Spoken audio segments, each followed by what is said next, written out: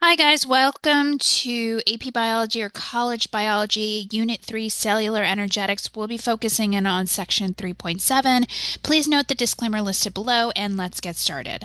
So please note for this section, we're talking very briefly about a synopsis of what we learned before and relating it to evolution. The reason why this section is short in general, and we're really not going into really great in depth into this section is partially because you're going to be focusing more into evolution at a later unit. So it's not really a crucial topic point, but it's important for FRQs because you could potentially see some sort of question as it relates to cellular respiration and photosynthesis and how it relates to the big whole picture of evolution. So, oftentimes in free response questions for the AP biology exam, they don't just like to focus in on one unit, they like to compound it, allowing you to integrate all different units. And that's what section 3.7 is really about. It's about integrating what you've learned earlier on and integrating it into the evolution section, which will come up later up. So here's the thing. We talked about ATP and we talked about its production and what it really is here for. And remember, ATP we utilize as humans to allow us to breathe.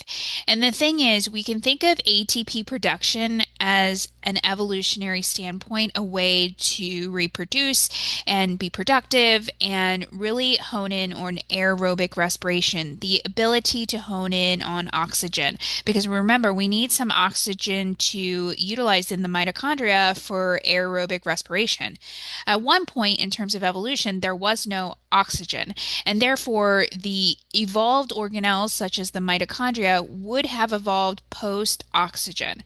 So that's something to note when you're thinking about this process in general. The process of anaerobic respiration you want to think of as less efficient and therefore is not really valuable in an environment that has a lot of oxygen. However, we have evolved to also utilize it in a world there where we don't have access to oxygen. And that's important to note that aerobic respiration yields greater ATP. And we know this because we are able to utilize the resources available to us, like oxygen, to integrate and produce ATP or energy. Whereas anaerobic respiration is going to be less efficient because we don't have oxygen. However, in an evolutionary standpoint, at one point, we understand that anaerobic respiration was the primary form of respiration when there was no oxygen available. However, we still utilize it in worlds or environments where oxygen is less available to us, such as when we're working out and we're doing a fitness regimen where we need to produce something like lactic acid, which is a type of anaerobic respiration. So remember, all in all, organisms such as our cells, we produce ATP efficiently, and that's important to note. We as human beings produce ATP because we want to be able to continue to survive and reproduce. And when not available, we have alternative ways such as anaerobic respiration. So, in all, the fundamental idea is to take a look at other ways that we have evolved as well that potentially could come out in free response questions. For example, let's think about phospholipids, which remember, this comes up in Unit 2 as the understanding of the phospholipid bilayer, which allows our cells to have different things come in and come out. So the thing is to ensure the homeostasis or the environment of the cell, phospholipids were created essentially to ensure the fitness and adaptability of that cell and multiple cells within our cells. So let's talk about a specific cell like hemoglobin, for example. Hemoglobin, you want to think of red blood cells. Red blood cells, you want to think of human beings. And you also want to think of the understanding that oxygen is able to transport through red blood cells. So the reason why we have hemoglobin is because we were able to utilize oxygen in a way to benefit us as human beings. Let's also think about chlorophyll, which you can think about as plants.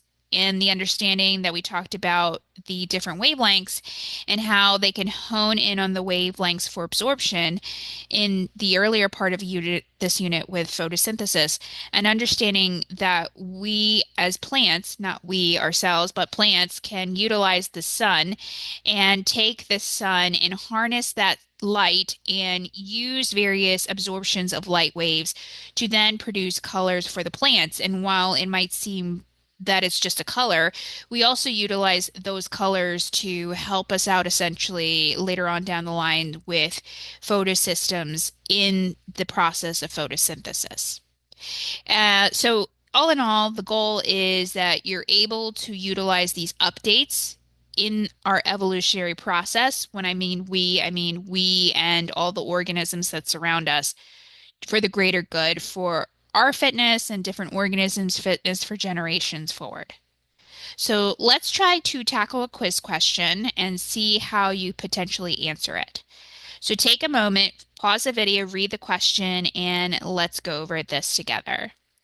Okay, now that you're done pausing the video, reading, and potentially answering the question, let's take a look at this question together. It says, which of the following best describes selective pressure? Is it A, the ability of organisms to produce energy without using oxygen? B, an inherited characteristic that increases an organism's chance of survival and production? C, an environmental factor that influences the prevalence of certain traits in a population over generations? Or D, the process in which organisms convert carbon dioxide and water into glucose and oxygen utilizing sunlight? The correct answer is C, an environmental factor that influences the prevalence of certain traits in a population over generations. While we didn't talk about this term selective pressure really in depth, I want you to think of this idea that you're in a small environment and you have to utilize certain traits so that way you can benefit generations over and over again, such as we utilizing oxygen. We as human beings utilize oxygen for our own benefit, and that's why we have aerobic respiration. But as human beings, there are times where we don't have oxygen available to us, and we have to use our anaerobic respiration to produce things like lactic acid. So this has been a characteristic that we have pressured or selectively pressured to sustain our population over generations. And so that's why that answer is correct. If you like this video, make sure to go back to our playlist, review our podcast for previous units, and we also have further units coming down the pipeline. So make sure to review those videos, especially if you're reviewing for the actual exam that's coming out later in the year or maybe next year if you're planning to take the test.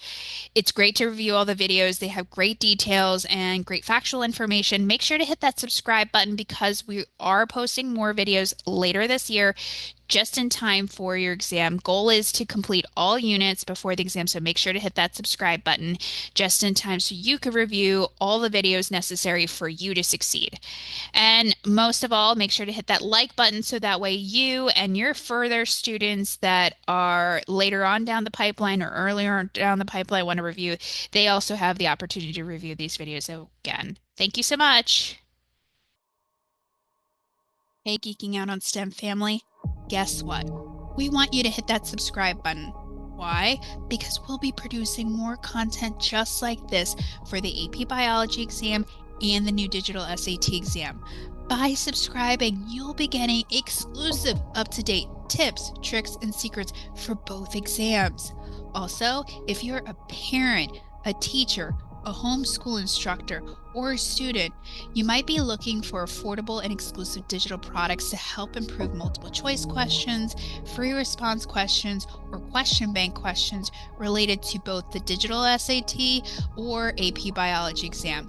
We have them here. Make sure to check out our link tree in our bio for curated resources that you won't find anywhere else. These unique resources are designed to help you raise your score.